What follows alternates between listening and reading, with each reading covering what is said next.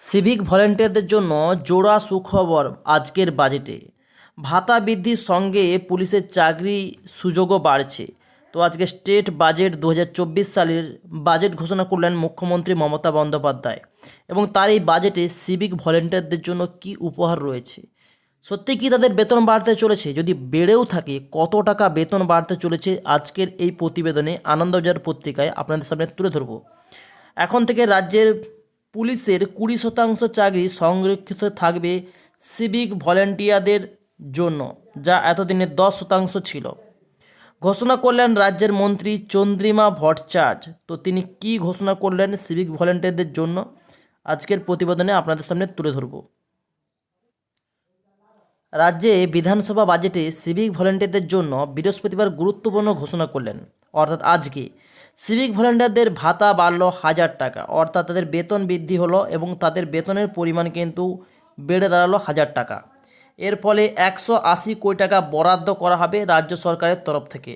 পাশাপাশি এখন থেকে রাজ্য পুলিশে 20% চাকরি সংরক্ষিত থাকবে সিভিক ভলেন্টিয়ারদের জন্য, যা এতদিন 10% ছিল। ঘোষণা করলেন কিন্তু অর্থ দপ্তরের দায়িত্বপ্রাপ্ত স্বাধীন প্রতিমন্ত্রী চন্দ্রিমা ভট্টাচার্য। তিনি আরও ঘোষণা করলেন, কি ঘোষণা করলেন, তিনি ঘোষণা করলেন বছরের শুরুতেই নবান্নের তরফে সিভিক ভলেন্টিয়ারদের বোনাস বৃদ্ধির কথা ঘোষণা করা হয়েছিল। এবার প্রত্যেকে প্রায় 5300 টাকা করে বোনাস পাবেন প্রতি বছরের দুর্গাপুজোর সময়। আগে পেতেন 2000 টাকা করে বোনাস সিভিক ভলেন্টিয়াররা। 2020 সালে 8ই সেপ্টেম্বর থেকে এই নিয়ম চালু হয়েছে।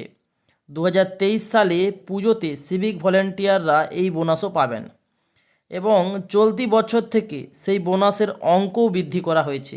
যারা পুজোয় 2000 টাকা বোনাস পেয়েছেন তারা 2022-23 অর্থবর্ষে আরও 3300 টাকা করে অতিরিক্ত বোনাস হিসেবে পাবেন। এবার তাদের ভাতাও বৃদ্ধি করা হলো। এই মুহূর্তে রাজ্যে 2 লক্ষেরও বেশি সিভিক ভলেন্টিয়ার রয়েছেন। তারা পুলিশের কাজ সহায়তা করেন, বিশেষ করে এলাকায় টোল দেওয়া, ট্রাফিক সামলানো কাজে মূলত এখন সিভিক ভলেন্টিয়াররা করে থাকেন। তবে হাইকোর্টের নির্দেশিকা অনুযায়ী আইন শৃঙ্খলাজনিত কোনো বিষয়ে সিভিক ভলেন্টিয়ারদের কাজে লাগানো যায় না। তো বন্ধুরা, বুঝতেই পারলেন সিভিক ভলেন্টিয়ারদের দুটো খুশির খবর। একটি হলো তাদের বেতন বৃদ্ধি হয়েছে, যেটা গিয়ে দাঁড়িয়েছে 1000 টাকা মতো বেতন বৃদ্ধি হয়েছে, প্রতি মাসে 1000 টাকা করে তারা বাড়তি পাবে, আজ মে মাস থেকে শুরু করে পাবে।